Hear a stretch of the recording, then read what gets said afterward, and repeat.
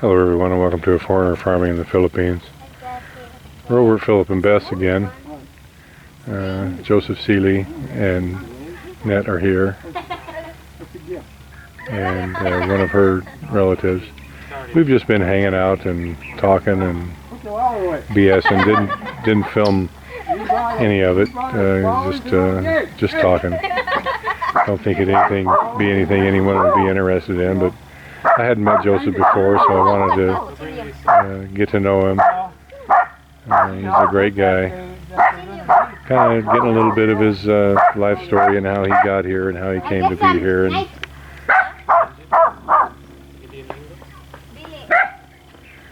And I guess Nat has talked Beth out of some mangoes. They've got quite a mango crop here. Something with B.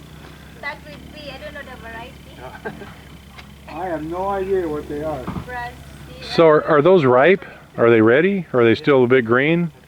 No, they're still a little bit green yet. So Nat, do you like those green with the fish paste stuff on them too? Yeah. Oh my God. What do you call it? Ginamos? Yeah, ginamos. Oh, jeez.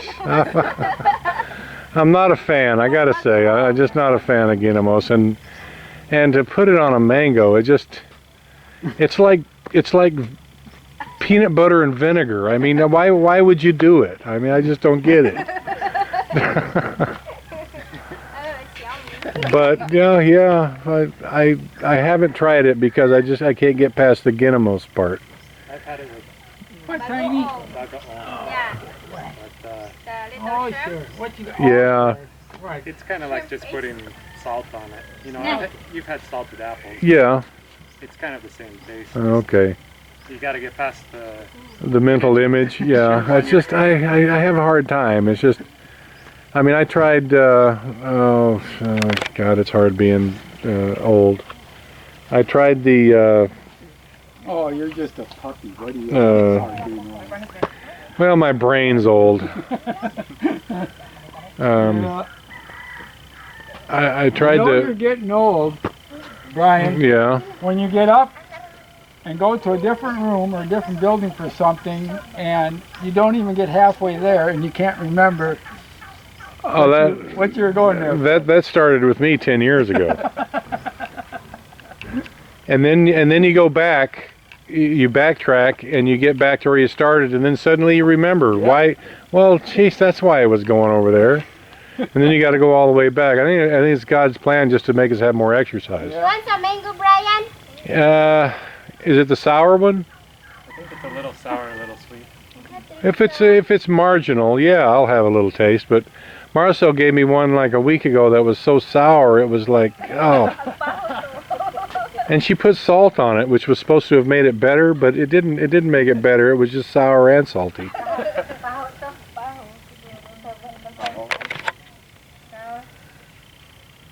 Yeah, tamarind. I mean, I'm such a fan of mangoes. I mean, I just love them. A mango sandwich would be good. Put it in bread. I mean, I don't think there's any way that you could mess up mangoes except eating them when they're green. I don't get it. Mango sandwich, mango salad, anyway, but wait for it. We just wait a minute, right? Anybody coming home? I'm going to go over there and see what's going on over here.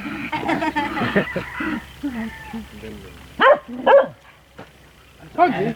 What? What, Pug? Kamsamida. Yeah, you old dog. Try. So is this a test of my intestinal fortitude? It's not very sour. It's not very sour? You're not lying, are you? No. Just try. Can you give me off a piece, Beth? I only got one hand here. My hand's dirty. My hands are. How about that? Okay, we're going to test drive it here. Turn the cam. It's more like a knife. See? Not sour. It's not sour. You're right. It's not Crunchy. really sour, but it doesn't really have any flavor either. Yeah. Fox, what are you in? It's kind of like eating slightly sour cardboard. Oh, dear. It's got a lot more crunch than the cardboard. Well, yeah, crunchy, Yeah. slightly sour cardboard. I think of it as, yeah, a little bit like a dried pear almost. Kind of. That's But it's good, I like it. yeah. Needs I ketchup. can't take the green mangoes, the Indian mangoes. That bite had a little mango flavor to it. Yeah, that's actually not bad. See, you don't need You mean our mangoes are passable? Yeah. Even when they're green, they're passable, wow. Philip. Good. Let me try. Let me tell you. That means they're only going to get better. So what are you thinking Years go about? by here. About 3 weeks, and I'll have to come over before the bats show up? Well, you don't have any bat problem here, do you? Nope. Well, I'll Not tell you so what. far. 3 kilometers away, we've got a bat problem. Wow.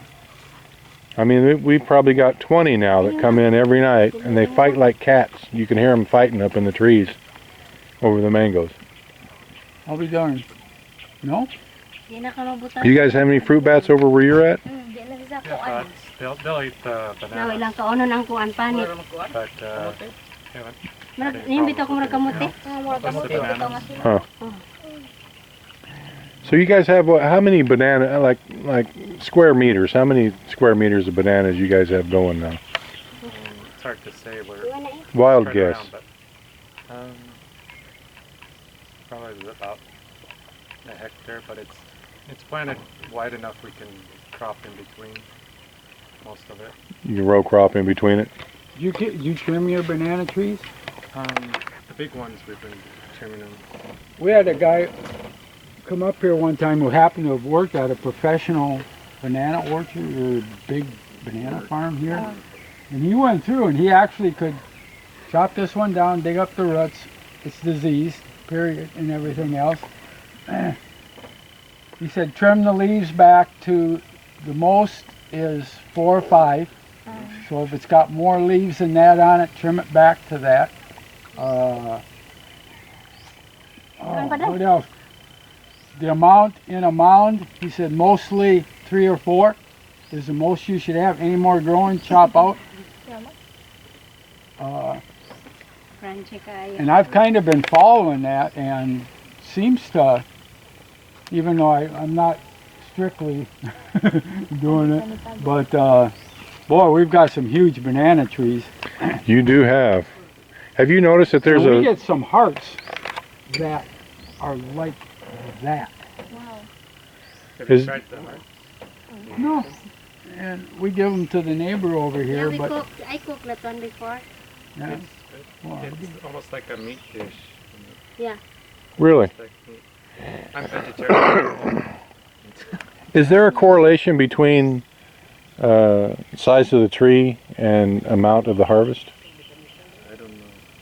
Have you I think noticed that, it's Philip? dependent on the variety more than the size of the tree.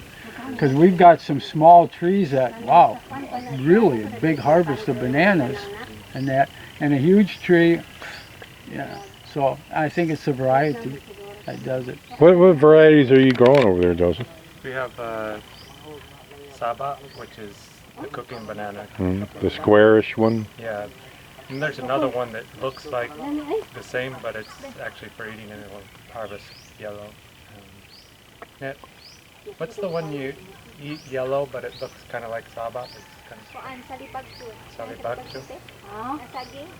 See, that's something. When we started, give us some bananas. We didn't care about kind of variety.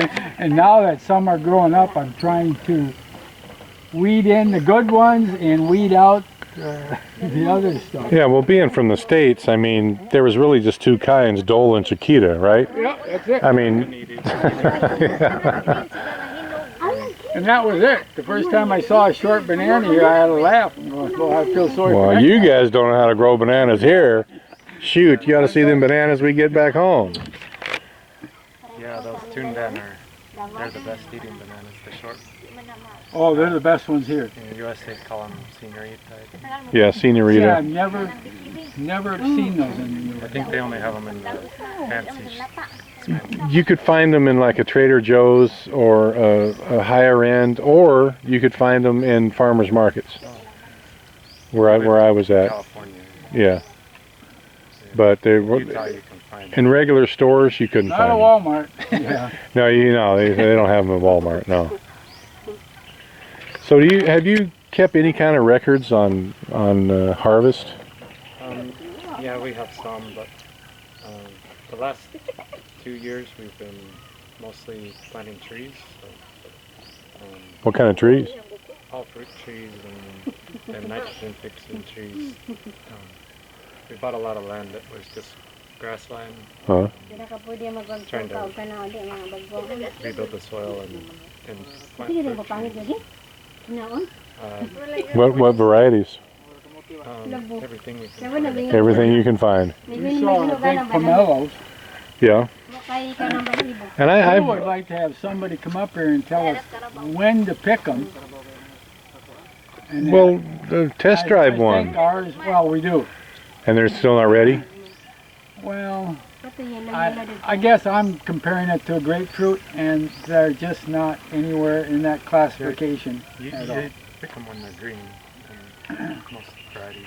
I think. Yeah, I'm Ours developing a should real probably be picked real right affinity now. for pomelo. I really like them. I'm not a grapefruit fan. I just I don't, for grapefruit, for me, just me personally, you can't put enough sugar on it to make it taste good. But the pomelo, I really like them. I enjoy them. She likes them. To me, that, You're not a fan either? yeah, and, my teeth ain't quite. I'll just keep picking one every other day or so, and when it tastes good. Yeah, we should probably pick them all because we're starting to lose them. They're dropping to the ground, and of course the chickens love them. At least it. So they're good for chicken food. Well, the ladies are ditching us again. It must be boring over here. Uh-oh. Yeah. They're off to pick something else. Well, it's been a pleasure, Joseph. I'm glad you came up. Yeah, Yeah. I'm glad we should have done it a long time ago. Well, it's nice to get some different viewpoints, too. And then it's nice to also realize that my fight to grow stuff is Is shared by others. shared by others, period. Because, Yeah, it's a struggle here. man. When I first came up here, and every one of those rows, I hand turned. Period. Hand turned, went out there, chopped it up, turned it again. The first stuff I planted, incredible. The corn was great, the beans, the peppers, and everything else, that was it. The second time you plant, nothing. Yeah, And it's like there's just enough nutrients there for one go around, and that's it. And beyond that point, So was it a nutrient problem which gave you small harvest, or was it a disease problem that then crept in? oh, we had good harvest. I mean, I had full ears of corn. But on the second harvest and there was nothing. after There that, was they just didn't mature, didn't do well.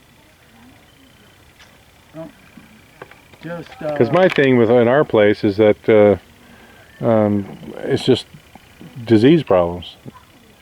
And when a plant is stressed, the bugs seem to sense it, and they attack it. They just really go after it if it's a bit sick and not thriving. And so that's been our problem where we're at. today. and here you never have a winter to Were reset you out things. and about? Right. Once it's here, it's here. Yeah. Was you out and about? Have you found, Joseph? Have you found a access to a variety of what we would be familiar with fruit tree wise, like plum, pear, apple, orange, apricot, that kind of thing? Well, we have some oranges that we shipped in from Manila, navel oranges. Yeah. Do they grow at all? Well, they're growing. We haven't got them fruiting yet because we just planted them the last year and a half.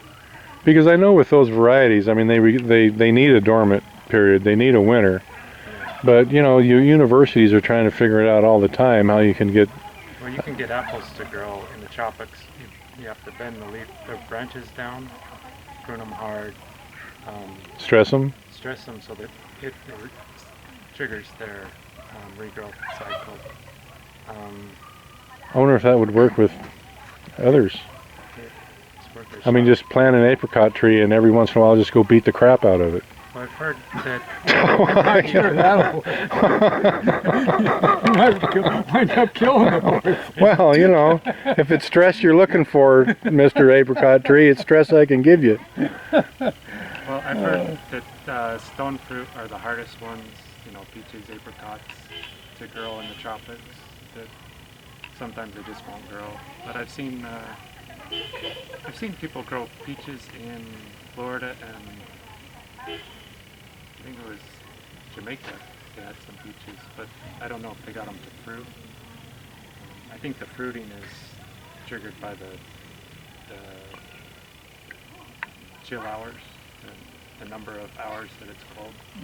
The difference, right? Because in spring you have the cold night still, but the sun is a little more intense and it's warmer in the day, so it's got to have something to do with it. Because I wanted to try like the apple trees and pear trees too, but to taste the apples in Alturas, and we bought in some of the different varieties there, and as far as I'm concerned, they're sad. I mean, they're all from China, I think. Yeah. The taste and everything else. And then, you know, and you don't know, I don't want to knock China, but you don't know what residue is going to be on them. And I'm assuming some of that's got to come from north of Manila, where they grow a lot of the vegetables. They grow in Thailand, in the mountains. They grow some apples.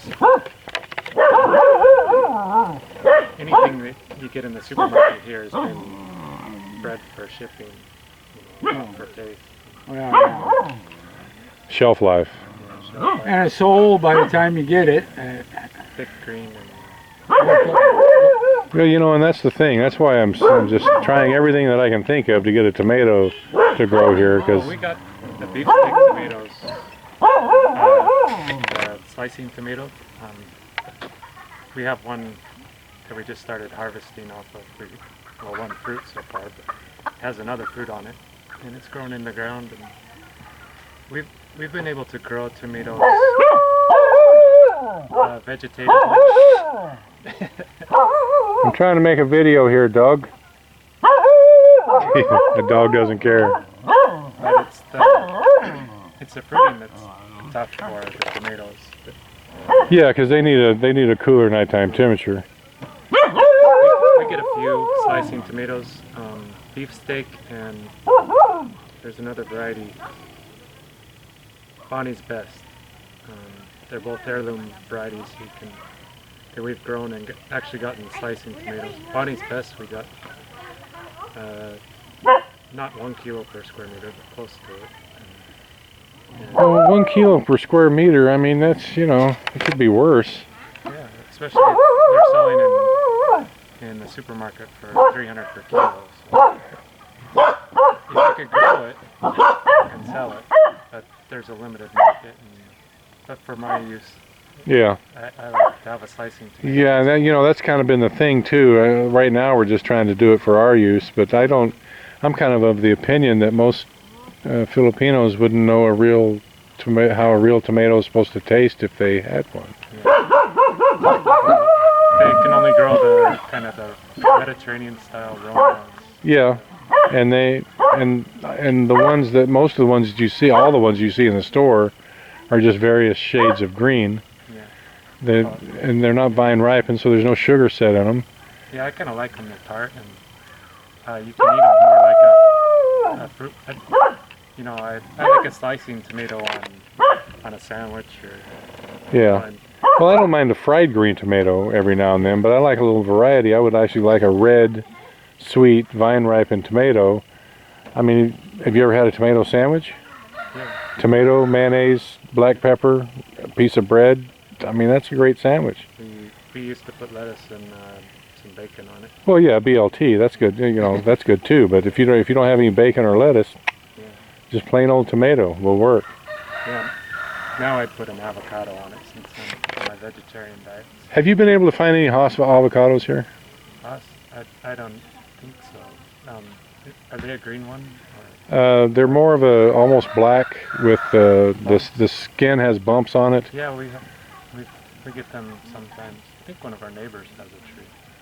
We had some avocado trees. Something got in them. They're planted too low. They're in kind of a swampy area. I gotta move. They just kind of live out after a real rainy season. And, yeah, I think one, I think one of my battery